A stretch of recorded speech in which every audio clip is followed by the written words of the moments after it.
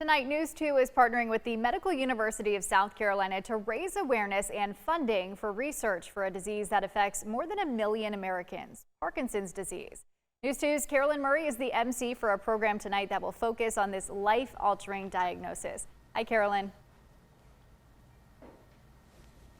Good afternoon, Erin. The event is Passion for Parkinson's, and we are in downtown Charleston at the Halls event space, where tonight we are learning from Parkinson's experts that at least 45,000 people in the Carolinas and 3,000 people are being seen right here at the Medical University of South Carolina Center for Parkinson's Excellence.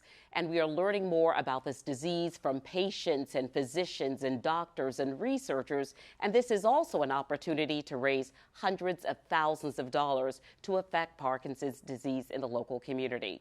We are joined by the director of the Parkinson's Disease Center of Excellence, Dr. Vanessa Hinson. She is a neurologist and will share more information about why this event is so important tonight. Dr. Hinson, thank you for allowing us to be a part of this event and to share this story.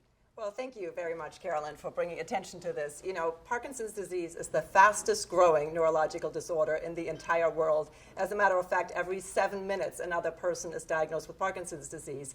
So it's really important to raise awareness so people recognize the symptoms early when we can still apply very useful interventions, and to raise the funds to bring the cure about, because currently there is no treatment that will stop the disorder from progressing. First of all, why is this particular event so important? You're bringing together a lot of thought leaders and patients and people in the community who could really have a significant impact on Parkinson's.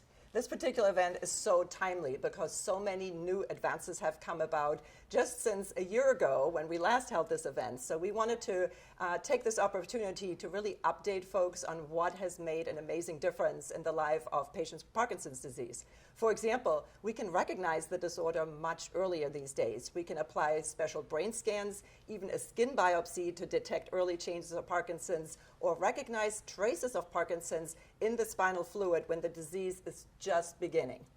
Second, there is some news in the area of genetics in Parkinson's disease. For decades, we as doctors assumed that Parkinson's wasn't genetic at all, and guess what? We were wrong. We actually find that there can be a genetic predisposition for a person developing Parkinson's, and we're now in the midst of developing treatments that target that particular gene. And that gene might vary from person to person. So this is the era of individualized or personalized medicine for Parkinson's disease, which really just a year or two ago was not heard of. Let's talk about some of the signs and symptoms of Parkinson's, and also there is exciting news about possible prevention of Parkinson's.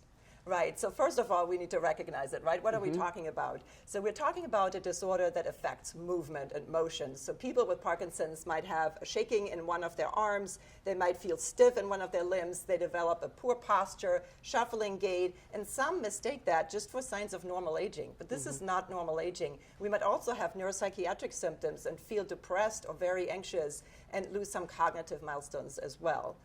So the new advancement in the prevention of Parkinson's disease, we now have found that there are some signs that don't relate to motion that start about 10 to 20 years before the tremor or the stoop posture might occur. So for example, people might act out their dreams. So a spouse might come to me and say, my husband is, talking in their sleep or flailing the arms around, and that can be a so-called pre-motor sign of Parkinson's. So we can now, in research studies, take people like that before they ever develop any movement symptoms and do some additional testing to see if they're on the way to Parkinson, and then see if our potentially disease-stopping interventions could be applied decades before the tremor ever appears. Well, we are just about out of time, but I know that you want to encourage people who might be dealing with a patient who has Parkinson's disease, a patient, a caregiver, and a researcher, to encourage them about why this event is so important and what's on the horizon.